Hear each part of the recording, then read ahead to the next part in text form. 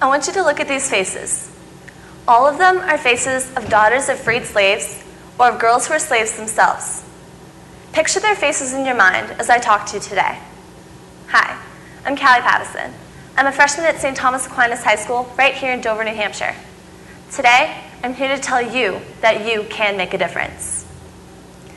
Today, we as teenagers are told we need to find ourselves, when the word teenager is a recent invention. Up until the 1940s, there were children, and then there were adults. This is George. George was in Northern Virginia in the 1700s. After losing his father, George mastered geometry, trigonometry, and surveying by the time he was 16. By 17, George became the official surveyor of Culpeper County, Virginia. George was a man at 17. This is David. David began a career at sea at age 10, and at 11 saw his first battle. At age 12, David was given command of a captured British ship to take the vessel and its men back to the United States, prevailing over the British captain's threats and objections. At one point, David promptly sent him word that if he stepped foot on deck with his pistols, he'd be shot and thrown overboard. The captain decided to stay below. This is Claire. Claire was born in Massachusetts in 1821.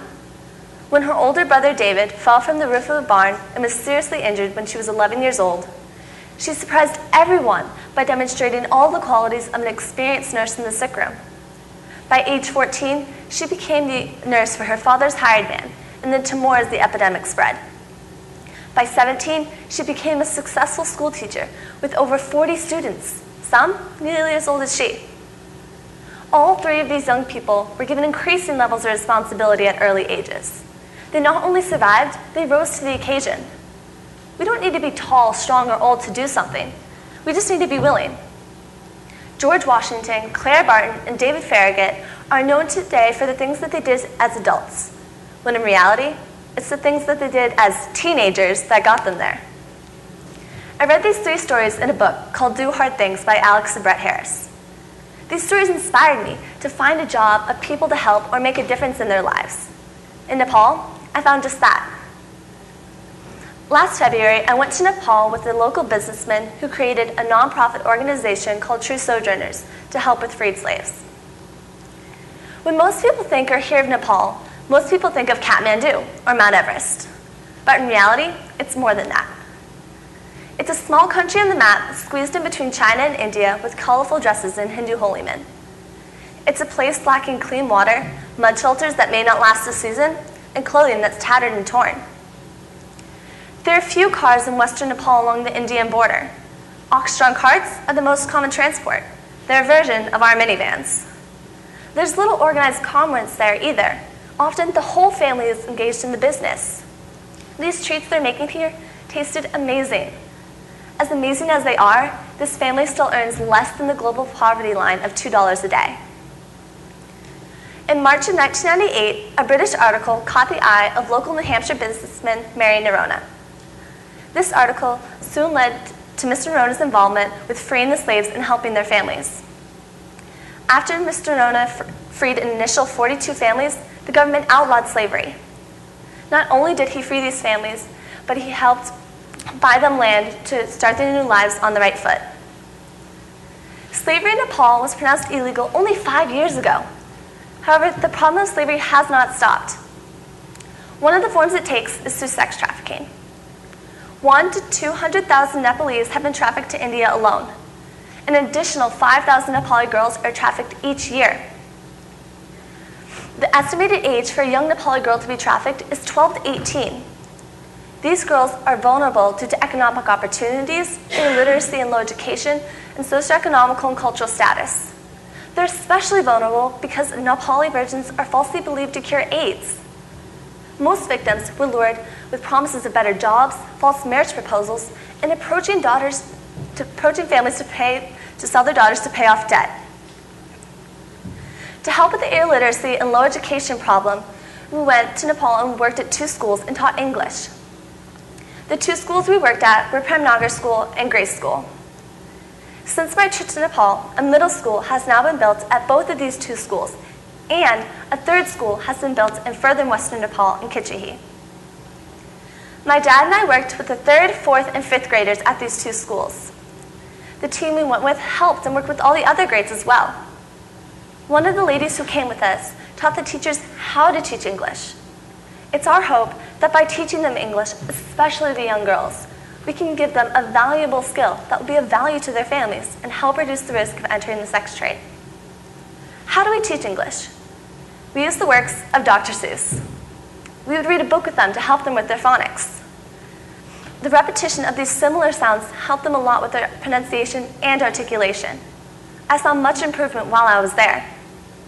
Some of the words that they were struggling to say, like fish, they were saying almost perfectly by the time we left. Before I traveled to Nepal, I gathered over 500 Dr. Seuss books for these 2 schools. The publisher of Dr. Seuss, Random House, gave a very generous donation of books to help with this program. Sometimes they struggled with our English sounds like F and P, but they worked hard.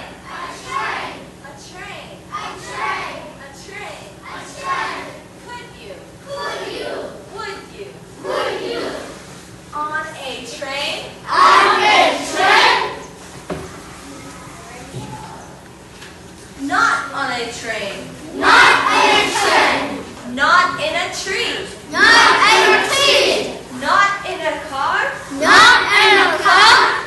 Sam. Sam. Let me be. Let me be. I would not. I would not. Could not. Could not. In a box. In a box. I could not. I could not. Would not. Would not. With a box.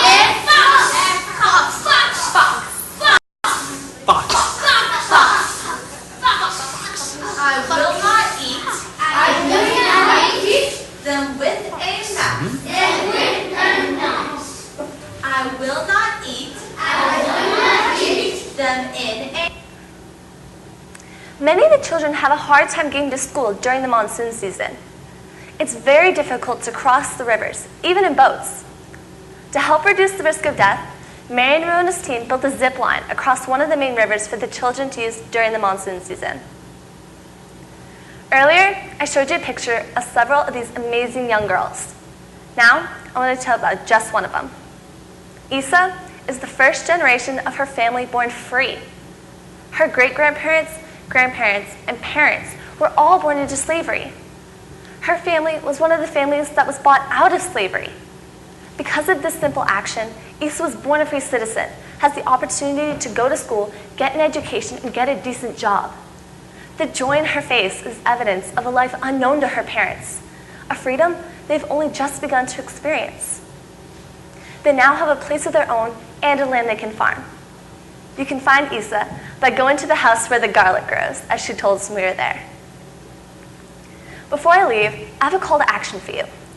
Find a cause. It can be big or small. It can be local or global. Look around your school, church, and community. There's so many people that need help with the simplest things. Build support. Don't be afraid to ask for help, for money, or for volunteers. Don't give up. It won't be easy, but few things worth doing are. Press on, even when frustrated. As for me, I'm hooked. I want to go back. Go back to spend time with Isa and all the other girls. But I'm also seeing troubles in Haiti and all these other countries. So while I'm trying to figure out my next hard thing to do, you should too, because one person can make a difference. Thank you.